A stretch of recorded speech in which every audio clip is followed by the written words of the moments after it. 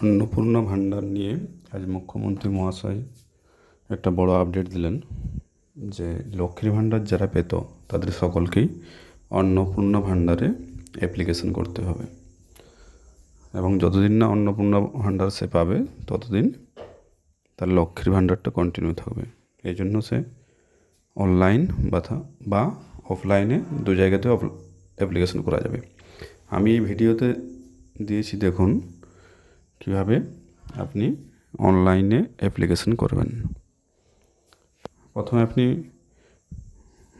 West Bengal গভর্নমেন্টের যে social security সাইটটা আছে সেখানে খুলবেন, সেখানে পেয়ে যাবেন অন্নপূর্ণা ভাণ্ডার, অন্নপূর্ণা যোজনা। কিন্তু আমি এই মুহূর্ত পর্যন্ত দেখতে পাচ্ছি এখনও অ্যাপ্লিকেশন হয়তো স্টার্ট হয়নি, তো খুব শীঘ্রই হয়তো চালু হয়ে যাবে।